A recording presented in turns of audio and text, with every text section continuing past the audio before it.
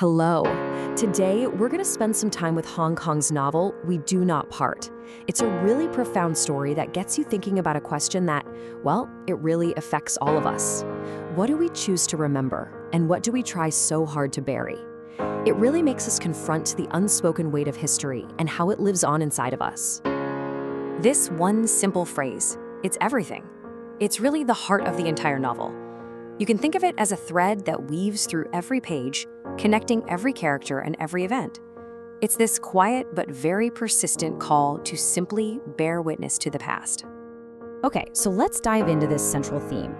The whole book is really built around this constant push and pull, this deeply painful conflict between our very human impulse to forget trauma and the moral need to remember it.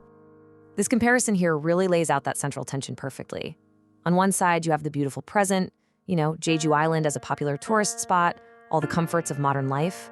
But then on the other side, you have the painful history that made that present possible. Things like the Jeju Uprising, a brutal civilian massacre.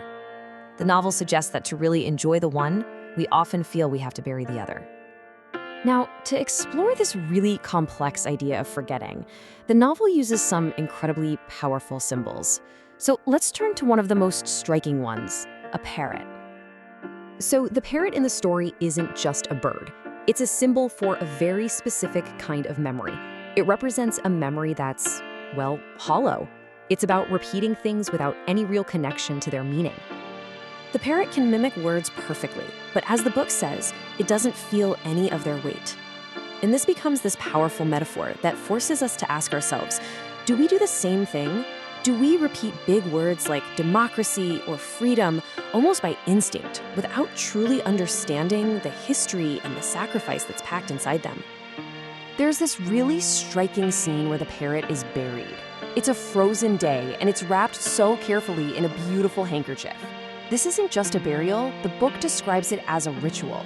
It's a very deliberate, careful act of trying to put a painful past, a past filled with empty words, to rest. So the novel really holds up a mirror here.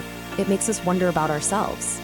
When we talk about history or about justice, are we really connected to the true human meaning behind those words? But what happens when we don't forget? The novel shows us that the act of remembering is not some gentle academic exercise. No, it's visceral, it's agonizing. Let's look at two scenes that capture this so powerfully. The first scene takes place in the aftermath of a massacre. We're brought to an elementary school playground, and everything is covered in a quiet, thin layer of snow. It's here that the character In-san's mother, who is just a child herself, is with her young aunt. And they have this unimaginable, grim task. They have to search for the bodies of their family among the deceased.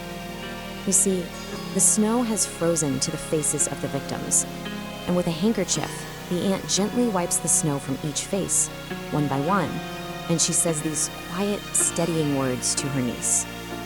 It's this process, this gentle, careful act of wiping away snow, set against the absolute agony of what they're doing. And that reveals the true work of memory. The novel shows us that remembering isn't abstract, it's painful, it's methodical, and it's deeply, deeply personal. Now, the second scene explores a different kind of pain. This one centers on a documentarian named In-san, who's made a film about his past. He presents it at a screening, but the reception is not what he expects. See, after In-san corrects a moderator who has a positive but completely wrong interpretation of his film, the moderator asks this cynical question. He's essentially just dismissing the artist's deeply personal work. And what follows is just this crushing silence. The audience is perplexed. They completely failed to connect with the difficult truth In-san was trying to share. His act of remembering is met not with understanding, but with a void. And the impact of that moment is profound. The weight of that silence, of his memory failing to connect with others, it's so great that he can never make a film again. It completely silences his art. So you see how these symbols and stories, the parrot, the snow-covered playground, the documentarian's silence, they're all building towards a single, powerful message from the author. This is the core takeaway. Hong Kong isn't just telling a story. She is issuing a warning. She's arguing that our modern comfort often comes at the cost of a deep and dangerous amnesia. And so the novel leaves us with this final echoing question.